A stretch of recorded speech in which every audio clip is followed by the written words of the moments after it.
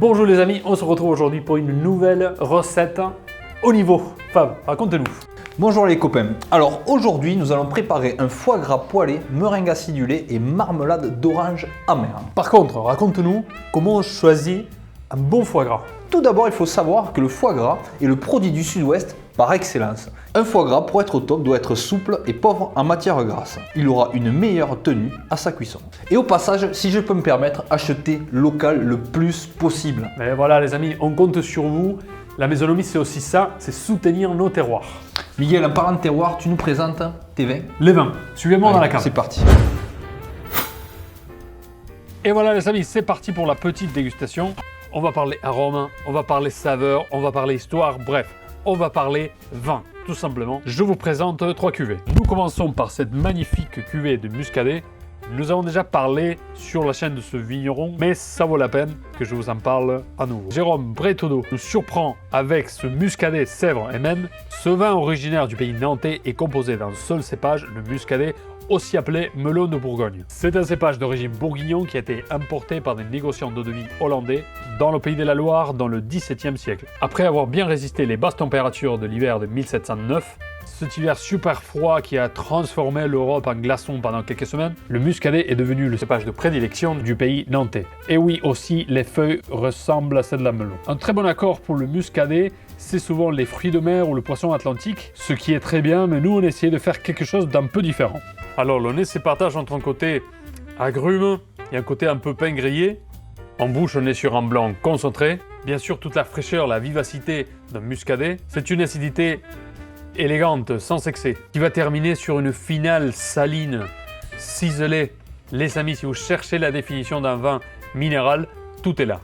Chapeau, encore une fois, au vigneron. Pour notre deuxième vin, on reste dans la Loire, mais cette fois-ci, on part dans une autre région appelée Saumur.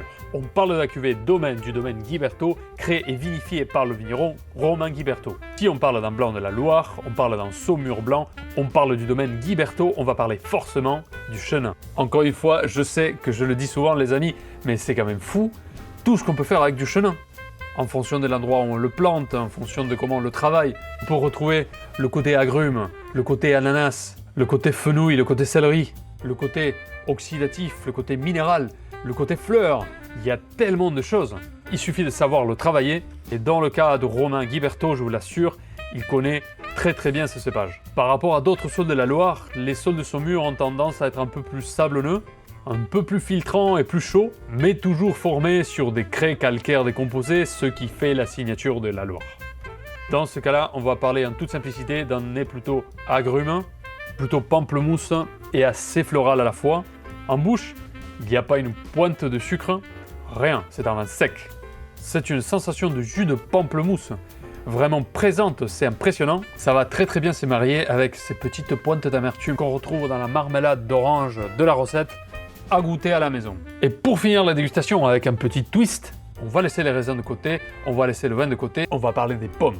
On va parler d'un cidre. Éric Bordelais est derrière cette cuvée, ancien sommelier du chef Alain Passard au restaurant L'Arpège à Paris. Alors Éric, c'est un vrai spécialiste de la pomme. Avec lui, on comprend vite que le sol, le terroir joue un rôle super important sur la qualité d'un cidre et l'expression des pommiers. Je vous avoue, personnellement, ça fait pas très longtemps que je découvre le monde du cidre. Mais si vous êtes intéressé, je vous conseille de commencer par les cidres d'Éric. Ils sont faits par quelqu'un qui s'y connaît énormément.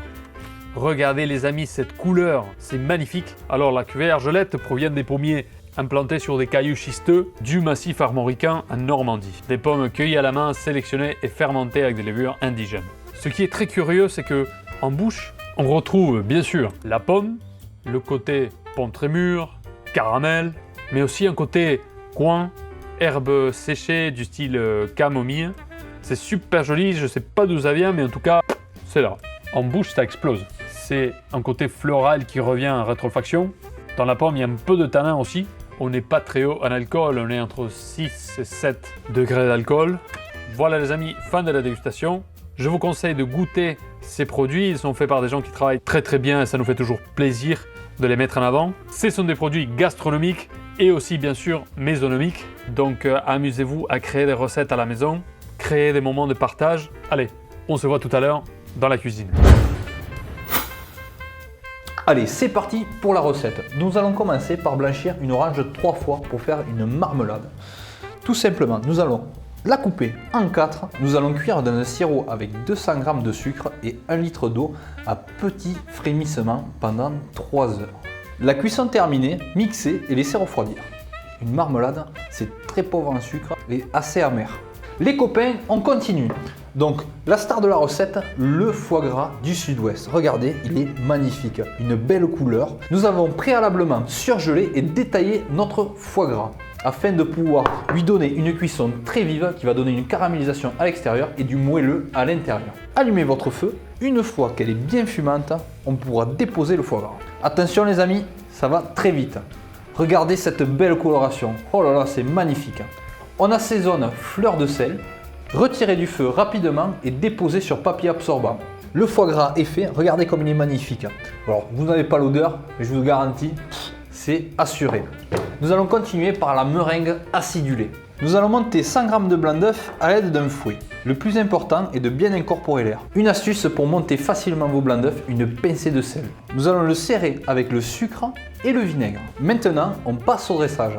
Nous avons mis au four pendant 2 minutes à 180 degrés nos foie gras. Dressez à l'aide d'une cuillère à soupe une belle larme de meringue. Passez un coup de chalumeau pour dorer celle-ci légèrement. Nous allons déposer le foie gras chaud sorti du four. Disposez délicatement sur le dessus une cuillère à café de marmelade d'orange. Déposez quelques graines de grenade fraîche. Râpez une noix du Brésil. Je suis sûr que là, il y a quelque chose. Voilà les maisonneuves, encore une recette facile, rapide et de haut niveau pour essayer à la maison. Mais moi je veux parler aussi de ces vins. Écoute, que ce soit sur la texture, sur l'originalité, sur cette élégance qu'il y a, le travail des vignerons, je trouve ça quand même exceptionnel, encore une fois. Ça, c'est Maisonnomie. Gastronomie à la maison.